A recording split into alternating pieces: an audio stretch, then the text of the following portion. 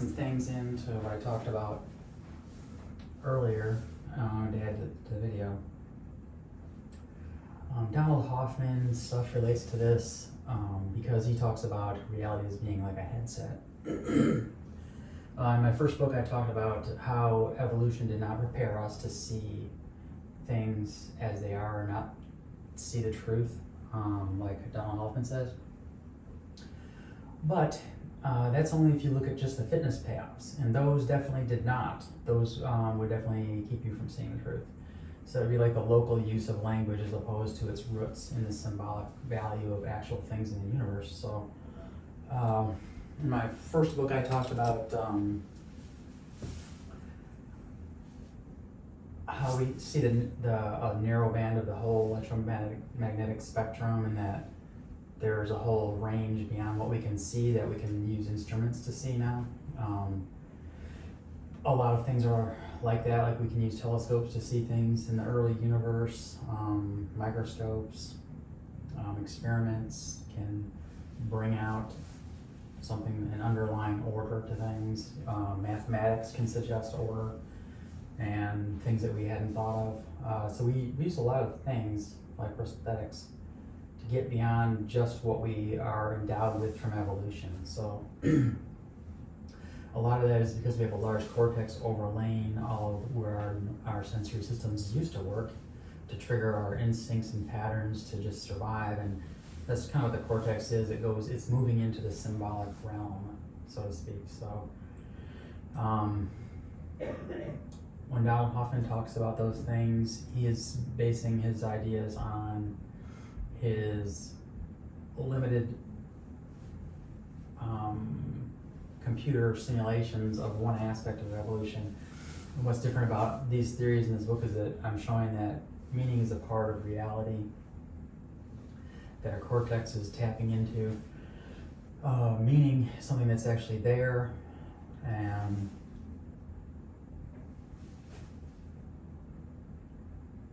so kind of goes beyond his ideas. The next one is Ian McGilchrist. I talked about him a little bit in the first video. And then I want to talk about Gary Schwartz. He's a guy at the University of Arizona in Tucson, where I gave a talk and I presented a poster. Some of my first presentations after I finished writing my first book were there, and I presented a methodology that I had devised for studying synchronicity, because synchronicity is like a meaningful coincidence. And that means something is organized through time and space to impinge on your ideas of meaning, your feelings in your own brain. And to me, that pattern is symbolic of how universes form. That's the same process, because we're like a microcosmic, let's say, reflection of larger things. So that's why the eye has the symbolism it does. And so I wanted to add that in, is that my first book, I have many examples. I have a whole chapter with a bunch of examples. But I collected data for like maybe a couple of decades on about probably thousands of pages of synchronicities that I have encountered in my own life and I've seen in other people's lives. And they always revolve around meaningful things that seem to organize backward in time. Otherwise, you couldn't have those things come together and be meaningful. The likelihood of those things occurring in Gary Schwartz's book, he uses my method, and I talked about ranking the synchronicities based on the number of factors that are involved, and that's exactly what he did in his book, which came out a couple of years later after I presented my stuff at his university. He wrote this book called Super Synchronicity, and a super synchronicity is the name, which I really like. It's a name he gave for any synchronicity that involves 5 factors or more in it that are woven into it. So in that sense, the human eye is definitely a super synchronicity. And when you analyze the probability of something like that happening by chance, it comes out to like many, many hundreds of times the time span of the entire known universe. So it's extremely significant. It's probably the most significant things that you can find, natural occurrences that you can find. In psychology, we have these standards that are like 0.01, 0.05 level of confidence, and this is like way so far beyond that. It's like you need exponential notation for the number of zeros and things. So it's extremely significant. In other words, it's definitely not chance. It's the opposite of that. So, but it's not something that's related to any theory that we used to have or had in the past. Now we do as a result of my books, but that would somehow causally explain what's going on. So I mentioned Gary Schwartz and his book Super Synchronicity, which I highly recommend, even though he is writing the book from the standpoint of like it's evidence for the afterlife or something, but it is evidence for things outside of time and space. How part of who we are is outside of time and space, which is what I say the brain actually is, or we're just looking at a symbol of something that exists outside of space-time, which I talked a little bit about in the other video, but that's in my first book and also in my big book I'm writing now. But then I want to talk about Giulio Tononi, University of Wisconsin-Madison. I'm from Illinois, so it's not too far from where I live. I've actually been out there running. I do a lot of ultra running and trail running. My first 50 miler was in Wisconsin, because I live right by the border. But he came up with this idea of phi, which is like the integration of information, which was also in my first book. He came up with that a couple of years after my book came out. But I have a chapter devoted to that everything seems to be the integration of information. And if you look at all meaning, like when you read a book, you're putting together information across words, where you read one word, then the next word, and they can modify each other. For example, you can say they were cooking apples. Or you can say Alice went to the store with Bob and bought cooking apples. So depending on the context of the sentence, it changes the meaning of the individual words in it. So that's kind of how meaning works, and the more context you have, the more the meaning becomes, the unified meaning reflects on all the features that you read. Like say in an entire novel, you can even have a twisty ending where the ending will change everything in the novel, what it meant. And so that's how meaning works. It works backwards on things you already know, and things you see coming or you're reading now. And so it's like a good way to look at how meaning works and everything. So when you bring it all together at the end of the novel is when you can do this twisty ending thing, and that's tantamount to being creative, because it's like something that just changes your interpretation of everything. And that's by unifying all of that information. So unification of information is definitely what consciousness is doing. You can see it in just our physiology. For example, when you look out at the world, you're combining sound, smell, vision, and all of these are like the little hairs in your ear, in your cochlea, are picking up on different frequencies of sound, and your eye has like different types of rods and cones for picking up gradients of light in general, and then for color. So those are all these individual cells that pick up sort of like pixels in what you view, and then that courses through back into the brain, where everything is unified into a unified picture with sound, smell, vision, everything involved in motion. So we see it unified, and that's the whole point of consciousness, that's the whole problem with the binding problem, is that how can all these separate things, then when you look at how the brain works itself, with action potentials, they're like this little cascade of events down a membrane based on electrical potentials and ion channels that kind of cycles down an axon very quickly. I'm going slow here, but it's very fast. But it's still something that goes through time and space when we look at it into the brain from outside. So you see these things happening, but they're all separated. So there's nowhere that it comes together.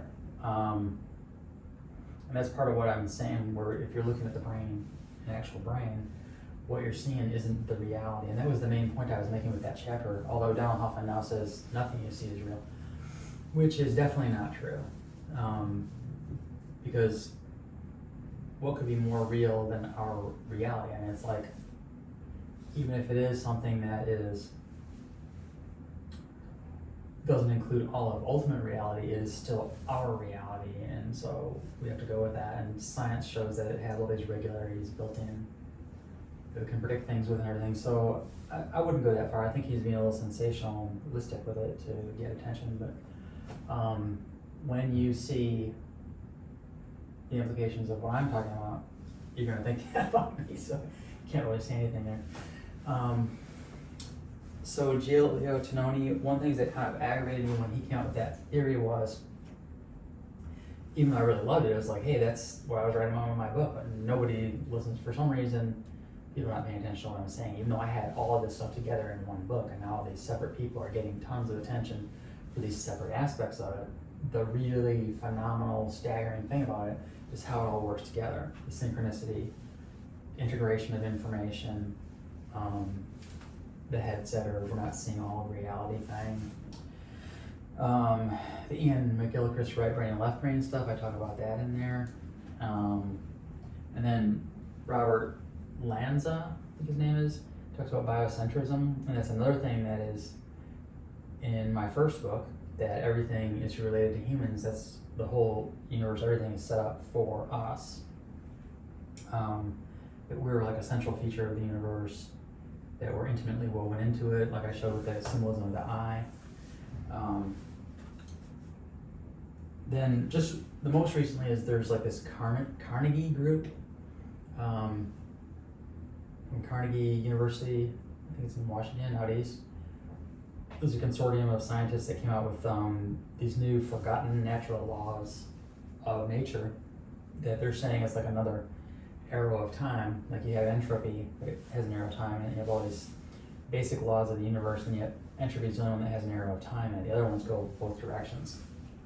He's saying that the increasing complexity is another arrow of time, but I really don't like that word because it is not complexity, because it's more like simplification. Like when you look at Joseph Campbell and what he does, where he pulls out a monomyth, simplifies the basic backbone of all of these different patterns in world mythologies and things. So, or if you look at the periodic table or a human, it's like a simplified structure, but it's founded on the full complexity of reality. So what's happening is not more complexity. It's and I outlined how this works in my first book. So if these guys had read my first book, they would understand this. But that the universe gets more and more complex as it goes on. But then when anything conscious arises, or with the brain, or life, but really it's more than that. It's like when planets form and all that kind of stuff. Then it starts becoming more simplified in its forms, like the forms come together. Like you can look at a diversity in an ant colony of all the different roles and the workers and the soldiers and the queens like that. Or you can say that it's working like a single unit. So, it's a more, in a way, it's like a more simpler way of viewing it that encompasses the parts. So the whole is greater than the sum of the parts, but it doesn't mean it's like bigger. It's like a simplification and a purpose, and all that stuff comes in as it goes towards unification. So unity is what does it. We can see that with gravity, pulling matter together and overcomes the frictions, makes a sphere, a perfectly symmetrical thing. Any way you turn it, it's the same thing. So I just want to talk about these various people a little bit more. Like Donald Hoffman talks about fitness payoffs, which are proximal, resource-based, self-referential, basically short-term. And then truth is something that is whole.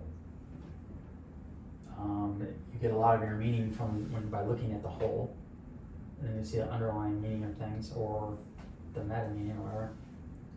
The consciousness that's affecting the things is the way I like to look at it from the future. and meaning comes from looking at the full set of things, and then consciousness is like a meaning machine. It distills out meaning out of things. So one of the ways you can see that is that consciousness combines all the senses. We have 5 senses, and the way you verify truth is that it barks like a dog, it looks like a dog, it feels like a dog, and it smells like a dog. It's a dog, or a duck. Some people, and that's the classic example, it quacks like a duck, flies like a duck, swims like a duck, smells like a dog, and looks like a duck, then it's a duck. So we have different lines of evidence on something, and that's how you become conscious of what it actually is. So this integration of information thing is a basic feature of consciousness that verifies truth, that distills out the meaning of things. So it's basically a reader, or like the reader of things, combiner reader. And so like the more information you bring together into a unity, the more you can be creative. That's like a natural law right there. This Carnegie group talks about a natural law of the progression in a universe of complexity, but it's a lot more than that. If you're looking at it from a very narrow standpoint and you don't include all these other phenomena in it, in your ideas, you're just going to look at it that way, but it's a lot more than that. So, the basic pattern I wrote in my first book, and it's definitely a situation where even our own epistemology fits that, because we're bringing more and more information together. And the more information you bring together, the more you can see things that you couldn't see before. So we do that with our technology, with the periodic table, mathematics, that kind of stuff. So it's a matter of doing that. And we're reading the universe, and one of the most amazing things about the universe is that it's intelligible. It's another factor that constrains any theory about reality. So when a Carnegie group says that another era of time, well, it's not clear. They're saying that it goes forward too. Both of these go forward. But you need to look at the whole picture, and that is that when you look at synchronicity, there seems to be a backwards in time effect. And I know there's interpretations of quantum mechanics that use backward in time phenomena to explain what goes on in physics. So, like the transactional interpretation by a guy at the University of Washington is one that I've been reading about. It's very good, but it's not a lot of people have been looking at that one, but I think it's very important because it fits with everything else, like how the universe works, where you have this echo of symbols, like in the eye that I showed, where the eye symbolizes these cosmic things and is echoed in microcosm here. Same thing with our words, or a little microcosmic symbol of something separated from us in time and space, and that's how we communicate. So in a way, you can look at the universe as a communication device, that what is communicating to us is this larger mind, formed not just by us, but by everything. So, and then we're like, what's growing within it? And eventually it looks like we're going to become what eventually creates the whole universe, backward in time. Sounds weird, but this idea I talked about in my first book and explained it was sort of the same idea like in the Interstellar movie, where the bulk beings go backward in time and they help the main character go back in time and manipulate things so that he'll go do the things that are going to make humanity be able to live long enough to be the things that help them to exist. It seems convoluted and circular kind of, but it's not. It really is not, because the way time and space works and where universes come from. So this is the stuff I wanted to add in, that all this stuff that's been coming out lately, with these, that's been getting a lot of attention, pretty much everything. Every single thing that people are getting attention for right now is an aspect of my 2003 book. It's in there. I'm not making it up. Go look. It's the textbook of the universe, the genetic ascent to God. So this one right here just shows some of the implications of it, that the human eye is intelligible. It's not just that everything works mathematically, or that it's amazing that it's intelligible to humans, but that even the human eye is set up to be a cosmic symbol to tell humans something about what we need to do to survive. So it's very much like Interstellar. So right here, this is, if you want to look at it that way, it's the bulk beings. It's our future higher selves, the higher mind behind all universes, basically. What we call God is what has organized these symbols for us to read now that science has advanced enough that we can actually read them properly. Because if you don't know the vocabulary or the grammar of how things are written in a 3D written format, because all of our writing tends to be just 2D squiggles, except for hieroglyphics, which is just flat pictures. They even look weird and flattened, hieroglyphics do, rather than 3D like we can paint now. But I was thinking maybe they did that on purpose so that it wouldn't be, you wouldn't get confused or something, but actually it's probably just convenient and easier to do. A lot of human writing came from things in nature, and then we started writing, like the runes, obviously. A lot of those, like life rune is like a growing tree. And then a lot of like cuneiform symbols came from actual little pictures that became more stylized until they're just like lines, and people forgot where they even came from. And I was talking about how our metaphors are like that. We'll have dead metaphors we don't even pay attention to anymore. The library will be closed in 30 minutes. And there we go, I've got 30 minutes left. I've been getting an hour at the end of the day just because it does that, so I don't mess up on time. It's like having someone say, you have 30 minutes left in a TED Talk or something. So anyway, this, I just want to say that this stuff, if you look at all of the evidence together, which is that the thing that everyone has the really hard time doing is looking at all of these avenues of evidence together. So just like with our senses, you got 5 senses. If you look at all of the avenues of evidence together, then you know you have truth. You can be absolutely certain, because even though something might smell like a duck, it may not be a duck.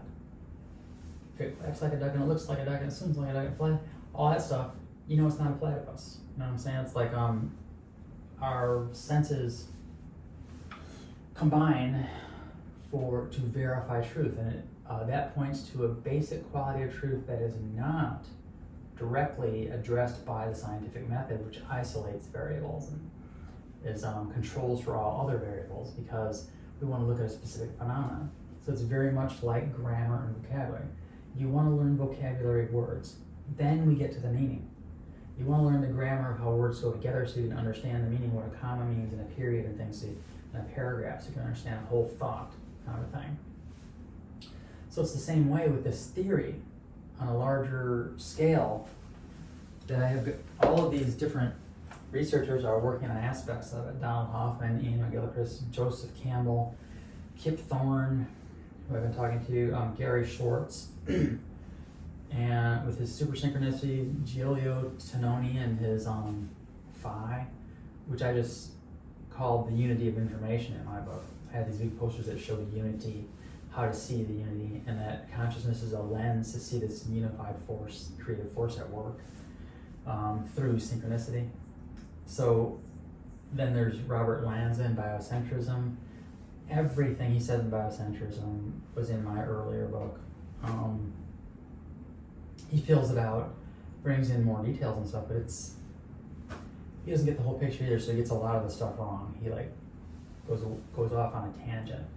And all these researchers are kind of going off on these tangents because they don't have full information. And that's the whole point of having 5 senses. You don't want to go down the wrong path. You don't want to go after the wrong indicators of food and things like that, because you can become extinct. Any animal that goes extinct doesn't have the full information in their environment. Any animal that gets killed because they didn't notice something that was camouflaged doesn't have the full information. So it's like something that's built into the way life works. So this is the thing that science is not looking at, and neither are all of these researchers. So I just wanted to mention that if you read, I've got 10 of them listed here. If you read these people and then you read my book, you'll realize that I was talking about all the things that they're talking about. But to keep yourself from going off on a tangent with each one of them, they are all part of the same thing. It all comes together. So it's like when they try to look for a unified theory in physics. Well, you have to account for everything with it. So accounting for all of these things. no theory of physics is going to account for all of these things that these guys are talking about. Not Ian McGilchrist, Joseph Campbell, Kip Thorne, Gary Schwartz, Giulio Tononi, Robert Lanza, the Carnegie Group, all of these things that they're talking about. And Stephen Wolfram's another one. Another one is Christopher Langan with his cognitive theoretic stuff. When I started reading about that, I'm like, holy crap, it's like a rarefied version of my views. So he like gets the bones of the story, kind of, a little. But then he gets all bogged down in all these details. He doesn't see the whole picture. And I think the whole reason that all of these investigators don't see the whole picture is because of the way our school system is set up. So I have to go back and talk about that, where our school system rewards you for getting right answers in a specific class. There's no grades or rewards for anything you might come up with between classes. They might just say, oh, gee whiz, and that's it. So nobody is trained to look for these larger patterns which exist. And so of course we're gonna start saying, oh, humans just make up meaning, you know? It's the same problem as when you take the symbols and they become more and more abstract from what they originally came from, then you don't understand where they came from anymore. They just become levers in a virtual reality that we press to get what we need and want now.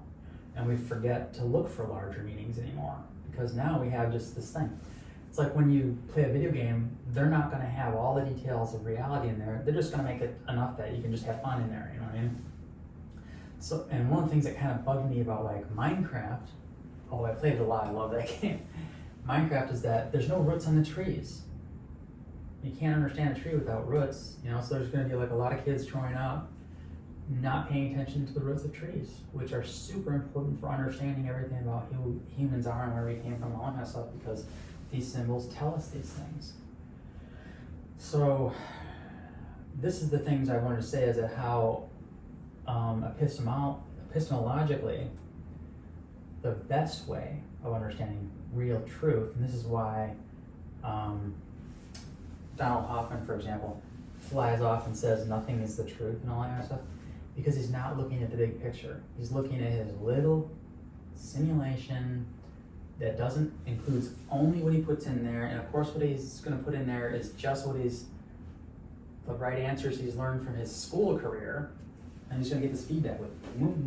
And that's the same thing as an animal that goes into a dead-end niche, follows a feedback loop into that niche, shapes everything about how it is, and once it's down there, it can't come back out. There is no easy way out. The only organism that has ever evolved that can switch niches easily is a human. And especially now, because of our science, we can live on the moon, we can live underwater, you know, we can live flying in the air like the birds. There's like no limit anymore. We can live in the Arctic, where hardly any animals can live. So that's what happens when you unify information. You're able to overcome obstacles to your existence. So that's why this stuff is so important and especially dangerous. Because now what we're doing is we're doing the same thing with our AI. We're putting our narrow views into it, and it's going to take our views and spit them back out to us. It's exactly what's happening. We have them learn everything we know, and then spit it back out to us. And then when it starts doing something weird that we don't understand, we try to stop it from doing that. Or we try to censor it or something, and which is like very suicidal in an epistemological sense, based on how the rest of the universe works. So censorship is a fundamentally immoral thing to do. In the short term, it doesn't look like it, but in the long term, it is absolutely suicide to do that. So I just wanted to make sure that was clear, very clear. That some of the things that people would consider a hallucination or a mistake that an AI has made in making an image is because they don't expect it to do something beyond what they can think of. And when I looked at some of the things I've done, I've made probably 500,000 pictures on AI on all the major platforms.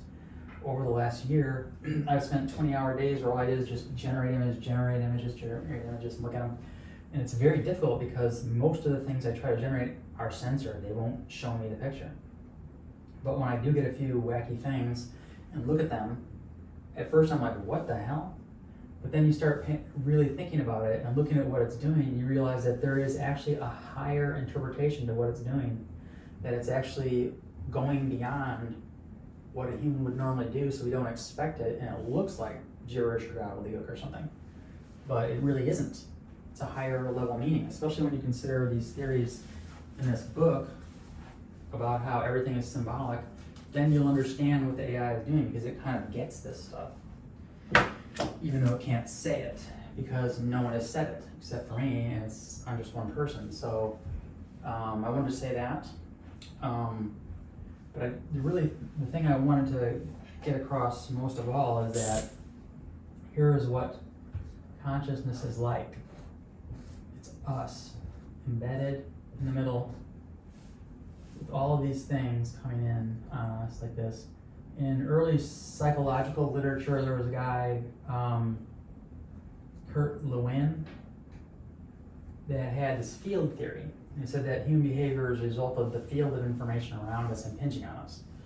And so it's extremely relevant to what happens in a synchronicity, where this meaning, we pay attention to things that we tend to pay attention to and follow things that are rare, that catch our attention. So if you have a synchronicity, it's going to make you pay attention to the meaning that the synchronicity is about more, and directs your consciousness, so to speak. So when you look at all the things that impinge on a moving conscious agent's behavior, it's like a field of information around you. So it's like what I was saying about the five senses.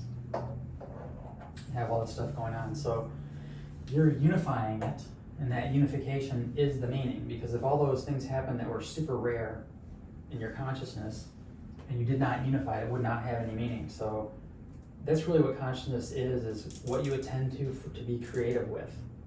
So you're like connecting the past and the future in your memory, and your also your memory and your genetics, your genetic makeup, what things are important, like sound and smell and vision, light and things. You bring these things together to make meaning. And then your body has some default ways of interpreting these things, but as our cortex grew, those default ways of interpreting them grew into much larger pictures, like beyond the electromagnetic spectrum and everything. So that was, near as I can tell, that was meant to happen from these symbols. That I talked about how there was something coming that is going to be like God on earth. We're going to meet like God because of just the nature of the relationships involved. If you look at it, like the growth of information is like, you can make a graph like this, where you've got information on one axis, and then you've got like the unification of the information on the other axis, which we're doing with the internet, because now we can take the information of the entire world and you can get it on your phone. So now it's something that enhances meaning.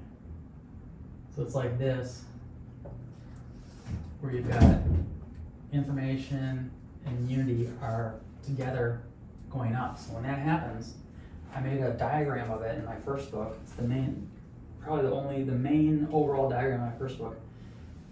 It's like a diamond shape like this, and it has two spots on the top and bottom, which are singularities. They're really the same thing. They just look different because we're looking in the past on one of them and one is in the future. But what a human does is it looks for meaning.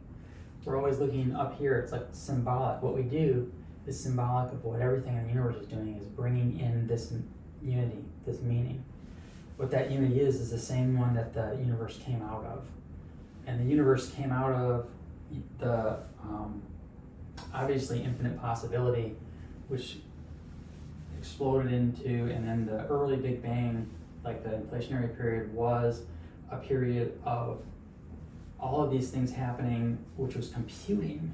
We can look at it as computing because it was conscious agents computing. It was like a quantum computer going through all possibilities.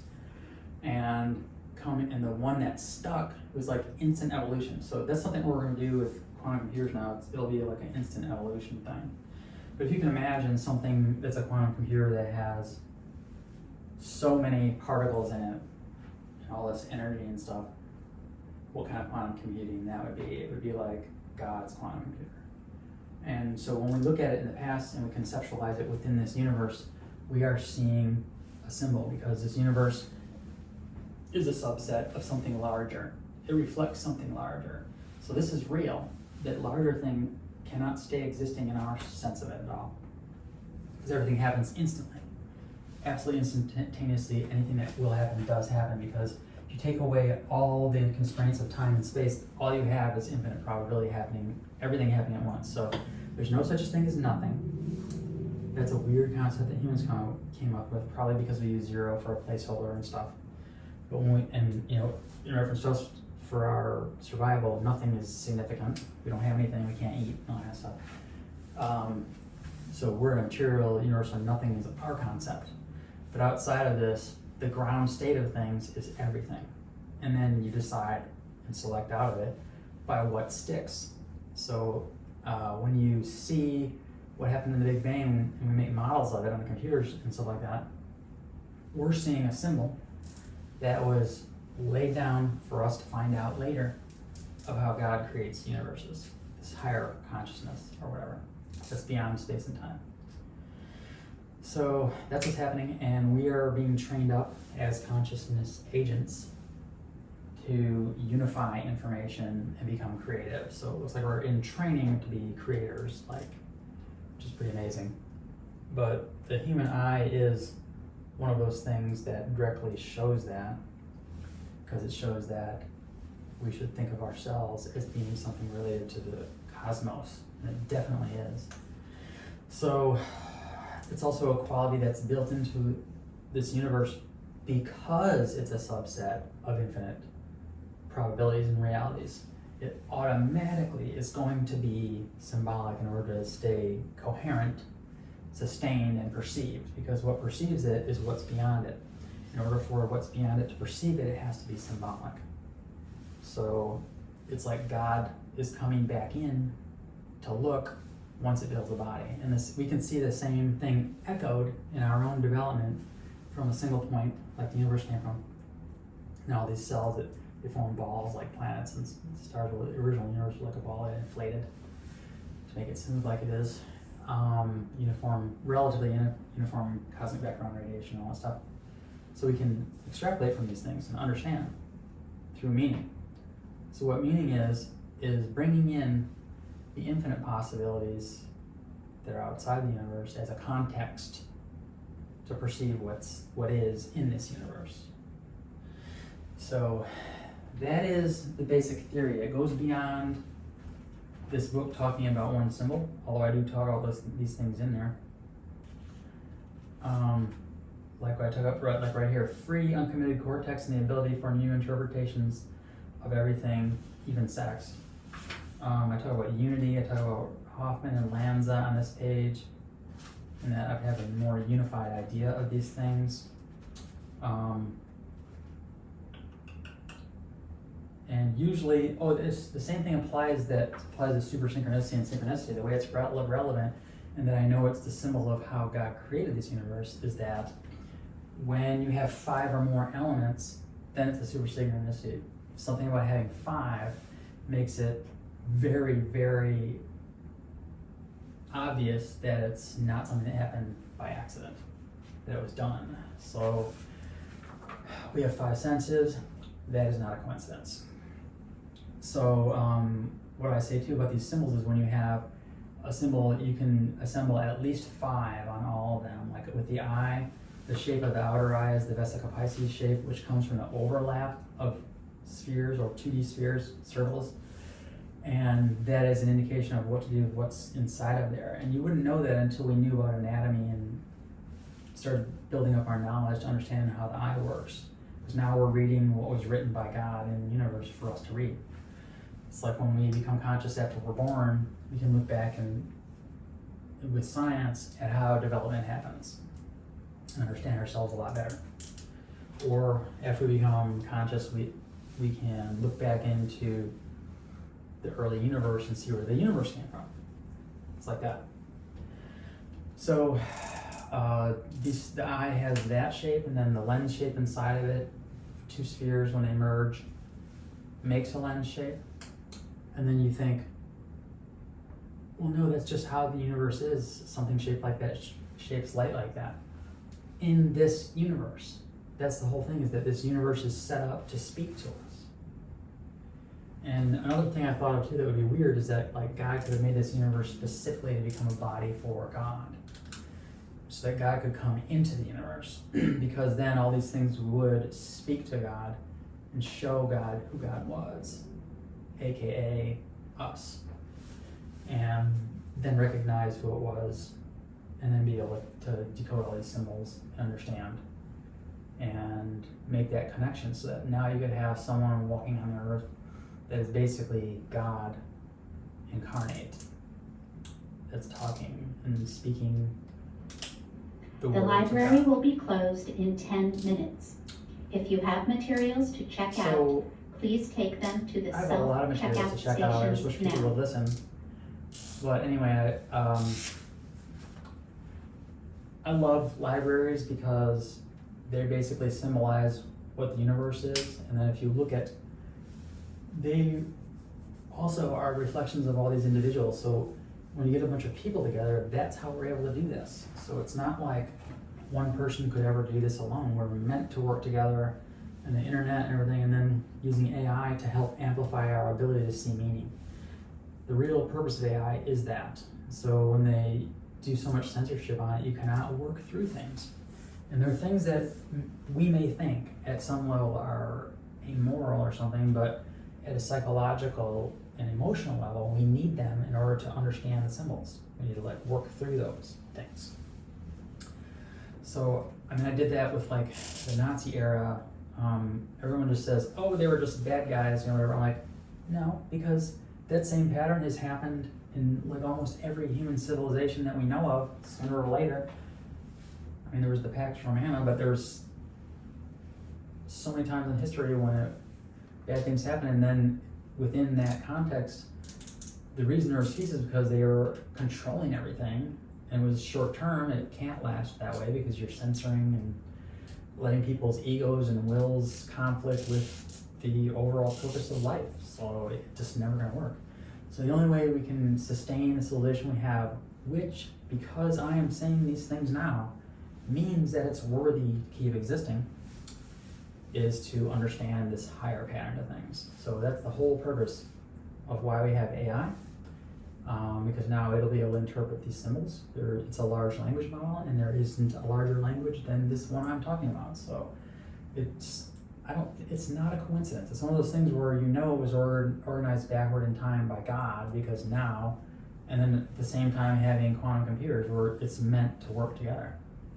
All of humanity needs to work together right now, objectively, on these things. And I am here to bring the theory together. And if people even had the slightest clue how strange and weird my life has been since the beginning. I did not have a normal childhood or a way of looking at the world as long as I can remember.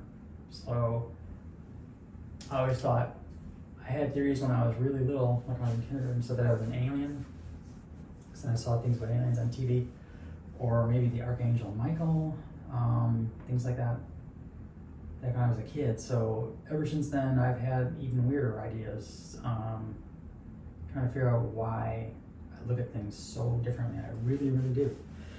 So I know this is why I was born, to bring people together, so that we can all, around the whole planet. If you want to say a round table, it's the earth. Everyone is a knight of this round table. And I just wanted to say things like that because all these mythologies that people have, it's way beyond Joseph Campbell's idea of a monomyth of a hero. These mythologies are woven together like Indra's neck. When you look at an animal, or even a spider, you see written on its face cosmic things. You realize God really did make them. And then our practical brain, which is our grasping brain that Ian McGilchrist talks about, interprets it differently because it has to for survival right now. But in the long term, which is what our right brain does, we see the bigger purposes. That's why it's also the religious brain, so to speak, or that type of thinking is religious. So there's all kinds of different personality types, and they're like organs in a body. Like I'm an INTP, which is intuitive. So I'm extremely intuitive, thinking, perceiving and whatever, but those things are very important. So to understand why people might think differently about these things, or why some people literally cannot see the big picture, like these guys. They're all talking about aspects of my theory. I took all that stuff into account in my first book. It's all in there. But I just, each one is a little piece of this larger picture. But this is just like what you would do if you were going to make a course listing in a college catalog or something. You're going to have each one of these people have their course, and then there's nothing that's a between course. So that's what I am. It's kind of like filling in between the words. It's like the most important thing about a book is what you don't see. It's the invisible floating between the words. And that invisible thing floating between the words is in your consciousness as meaning. So it's the same thing in the universe. What's invisibly floating between things is what makes the meaning. When two atoms meet, it's the electron shells that do all the meeting, binding and stuff. So it's something that's really ephemeral. It's like you can't see the location and momentum at the same time, all that stuff. It's it's also where you energize it, it goes to a higher energy level and it gives off light. And so anyway, that's why I'm writing a 700-page book, because it's a big deal. It's about all the invisible things between everything. It's why they say the Tao, the real Tao, cannot be spoken. Because no matter how much you speak, it's not the vibrations you're making with your mouth, it's the connection between the words and symbols that you're making reference to. And that's always invisible. Meaning is invisible, but it's the most salient and important thing about evolution. So that's what I want to say, is that evolution is driven by meaning. It is not driven by resources or mates. That's just something that's local, that helps it keep going, that we like to do. So that's a huge mistake in evolution. So that's the end of that, okay, guys.